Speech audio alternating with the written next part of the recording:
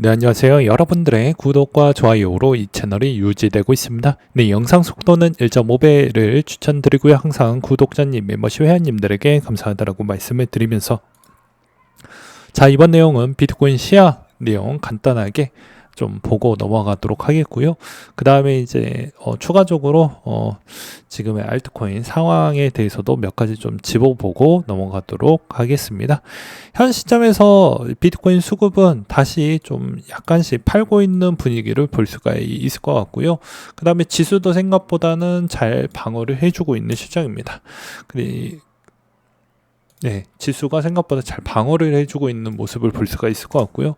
그 다음에 원달러 환율 추이도 생각보다 박스권 안에 계속 흘러가고 있는 모습이다 보니까 너무 급격하게 변화적 추이가 나오진 않으면 비트코인에게도 크게 나쁜 영향성은 거의 보이지 않습니다. 그리고 이제 도미넌스 추이가 계속 사상 최고치를 이제 갱신하려고 계속 조금씩 올라가고 있는 모습을 볼 수가 있는데요. 이럴 때마다 이제 중소형 패턴에 있는 코인들이 한번 순환 패턴 형태로 좀 밈이 한 번쯤은 좀 돌았다라고 보시면 되지 않을까 싶습니다. 최근 이번 주 동향 추이를 좀 본다라고 하면 대부분 AI가 좀 많이 올랐다라고 볼 수가 있을 것 같고요. 그 다음으로는 바이낸스 런치풀과 바이낸스 홀더 에어드랍 수준이 좀 높은 위치를 볼 수가 있을 것 같습니다. 그리고 이제 전반적으로 뭐 깨작깨작 나머지 부분 좀 올라왔다라고 볼 수가 있을 것 같아요. 최근에 이제 조금 아쉬운 부분이 NFT나 인프라 부분이나 그 다음에 DP나 오라클 부분이 좀 생각보다는 좀 힘을 못 쓰고 있다라는 것과 게임파이도 좀 마찬가지라고 볼 수가 있을 것 같고요. 그리고 레이어2와 민코인 부분이 좀 반짝반짝 올라오다가 다시 좀 식어가는 모습이 좀 안타깝다라고 좀 정리를 드릴 수가 있을 것 같습니다. 그리고 최근 해시레이트 동향 추이를 보았을 경우에도 작년에 대규모 투자 이후에도 해시레이트가 잘 꼬꾸라지지 않고 잘 따라가고 있는 모습을 좀 볼 수가 있을 것 같고요. 그리고 이제 알트코인 쪽에서도 이제 POW 기반에서도 유일하게 이제 좀 가장 강력하게 이더리움 클래식도 엄밀히 따진다고 하면 계속 해시레이트가 최고점을 갱신해주고 있는 모습을 달려가고 있는 형태를 볼 수가 있을 것 같습니다. 반면에 이제 우리가 이제 흔히 알고 있는 뭐 비트코인 캐시나 뭐 이런 쪽을 좀 본다라고 하면 좀 올라가다가 다시 좀 수그러 내려가는 형태를 좀 볼 수가 있기 때문에 여전히 POW 쪽에서도 채굴의 동향 추이가 좀 많이 제각각 달라지고 있는 추이를 보여주고 있다, 이렇게 봐주셨으면 좋을 것 같고요. 그러면 여기에서 추가적으로 비트코인이 조금 더 좋은 형태로 좀 가주어야 된다고 하면 여전히 뭐가 됐던 간에 스테이블 코인에 따른 추이의 동향이 상당히 중요하다고 저는 생각을 하고 있는 실정이 될 것 같습니다. 무슨 말이냐면 전체 비중에서 스테이블 코인에 있는 추이가 어느 정도는 좀 높은 위치를 보여주면 상당히 좋을 것 같은데, 그만큼 뭐 엄밀히 따지면 스테이블 코인의 공급 비중이 좀 약하다 보니까 알트코인의 힘이 생각보다는 좀 덜해지고 있다, 이런 느낌이 또 들기도 했었고요. 그 다음으로 요즘 동향 추이를 좀 보면 다시 한번 요즘에 이제 알트코인의 돈의 수급이 좀 더 딸리는지는 모르겠는데, 최근에 이제 뭐 채용 공고나 뭐 이런 걸 보게 되면 크립토 채용 공고나 이런 쪽 보면 다시 국내 쪽에 있는 것에 좀 많이 접촉을 하려고 하는 그런 움직임을 좀 보여주고 있다 보니까 이런 거를 보았을 때 이제는 약간씩 나머지 알트코인 비중의 자금이 조금씩 폼이 떨어지고 있는 거 아니냐, 뭐 이런 이야기도 돌기도 합니다. 그리고 또 이더리움 쪽에서의 동향적 추이도 계속 덤핑하는 물량 부분 때문에 좀 골치가 아프다, 뭐 이런 이야기도 뭐 돌고 있는 건 사실이기도 하고요. 그래도 갈 놈은 가고 또 넘어질 애는 또 넘어졌다가 다시 일어날 수 있는 애들은 또 일어나게 될 것입니다. 그걸 유연하게 잘 파악을 하시고 그 다음에 그런 포인트를 잘 놓치지 않으면서 투자하는 게 가장 키포인트라고 저는 생각이 들고요. 여기에서도 이제 추가적으로 제가 추가 매수를 했던 이유는 이보다 더 밑으로 내려가기에는 상당히 어려울 것 같다라고 생각을 해서 샀던 포인트가 있고, 그 다음에 이제 비트코인 추이에서도 여기에서 어차피 약간 횡보하거나 약세가 보여준다고 해도 어차피 여기에서 손해가 조금 난다라고 하더라도 크게 하락하거나 그러지는 않을 것 같다라고 생각을 했던 이유 중에 하나도, 자, 2024년도 요 시기, 그러니까 1월 달에서 2월 달에 ETF가 들어왔던 요 시기 시점부터 횡보를 무려 몇 개월 동안 했냐면요. 2월 달에 펌핑 나오고 나서 어찌 보면 거의 10개월, 그러니까 8개월 동안은 거의 미친 듯이 횡보를 했습니다.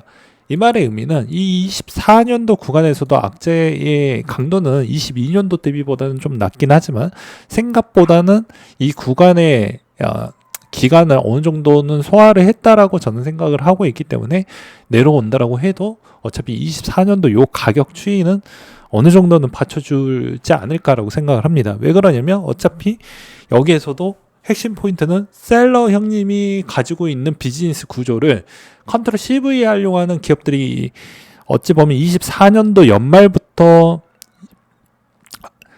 때부터 지금 때까지 우후죽순하는 게 엄청 많이 생겼기 때문입니다.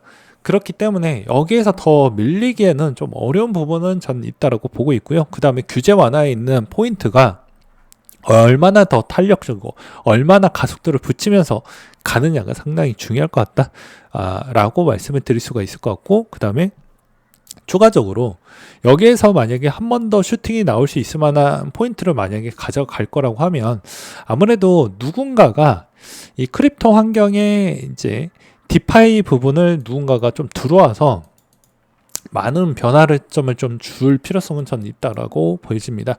왜 그러냐면 지금의 금 가격도 사상 최고치까지 올라왔던 시점이다 보니까 투자의 매개체가 어찌 보면 과거 요 2, 3년 추이에서 달러가 최고였고 미국 주식이 최고였기 때문에 그 돈이 이제 흩어지면서 금이나 나머지 쪽을 어느 정도 커버를 쳤다라고 저는 생각을 하는데, 여기에서 이제 추가적으로 그 반사적 이익에 코인도 일부는 좀 효과를 누리기도 했습니다. 근데 여기에서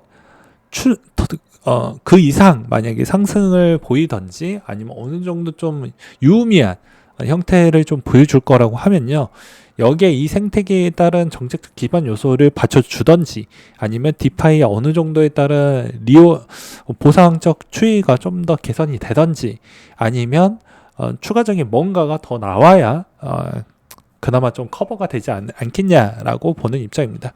최근 동향적 추이에서도 보게 되면 코인베이스나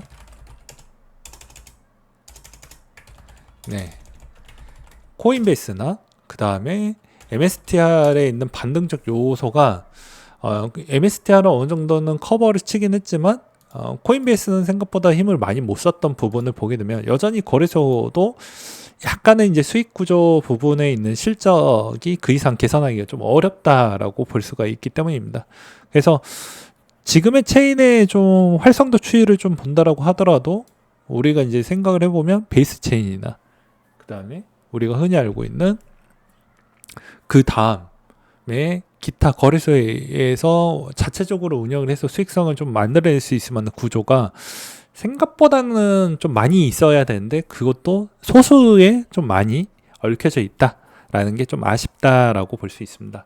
여기서 이제 좀 보게 되면 틈새 시장으로 보게 되면 여전히 이제 BNB 쪽이나 또는 보게 되면 여전히 이제 바이백이나 소각 부분을 좀 더 열심히 해주고 있는 코인들은 다시 한번 기회를 줄 것이고, 그렇지 않고 오히려 이제 약간의 비즈니스 구조를 좀 더 업데이트를 해가지고 커버를 치면서 성장하려고 하는 그쪽 패턴으로 가든지 이런 분위기 쪽으로 가야 되지 않을까라고 보고 있는 실정입니다. 그리고 이제 상호관세 추이에 따른 영향이 이제 두루두루 영향을 분명히 끼칠 것으로 보여지고요. 이게 아마 이제 3개월 내에 어느 정도는 좀 두각화가 될 것이고, 그게 아마도 금리에 따른 영향과 그리고 코인에 따른 직접적인 부분은 아니지만 간접적이더라도 영향을 끼칠 것으로 보여집니다. 그래서 여러분들에게 이제 지속적으로 이제 투자 추천을 만약에 한다라고 하더라도 저번에도 이야기를 했듯이 레버리지 ETF 쪽으로 가서 수익 구조를, 수익 밸런스를 좀 맞춰 나가는 형태로 가져가셔라 라고 말씀을 드리기도 했었고, 그 다음에 미운하거나 이 전략이 왜 괜찮냐면 코인 거래소에서도 어느 정도 요즘은 뭐 좀 더 KYC나 AML을 좀 더 타이트하게 보다 보니까 대부분 거기에 준하지 못하면 거기다 또 지갑이 좀 잠겨버리고 있는 현상이 요즘 많이 나오고 있는 실정입니다. 그렇다 보니까는 웬만하면은 그런 위험성을 가지고 또 설명하고 그런 취지가 좀 번거롭다고 하면 당연히 이런 쪽으로 가는 게 맞다라고 보는 입장이고요. 어차피 코인이 상승 폐지면 안 된다라고 하면 대부분 돌아갈 것으로 보여집니다. 그리고 알트코인들도 마찬가지로 그만큼 이제 ETF의 파생 ETF가 활성화가 되면 될수록 사이즈가 커질수록 그쪽 기반에 있는 레이어 2나 레이어 3가 반사적 이익 구조로 흘러가기 때문에 나는 여기에서 계속 CS 거래소를 이용을 하면서 수익 구조를 좀 만들어 가고 싶다고 하면 레이어 2나 그 다음에 있는 그 레이어 2 안에서에 있는 쪽에서 수익 구조가 좀 잘 나오는 코인들 위주로 가는 게 맞지 않을까라고 저는 말씀을 드리고 싶습니다. 네, 이상으로 마치도록 하겠습니다.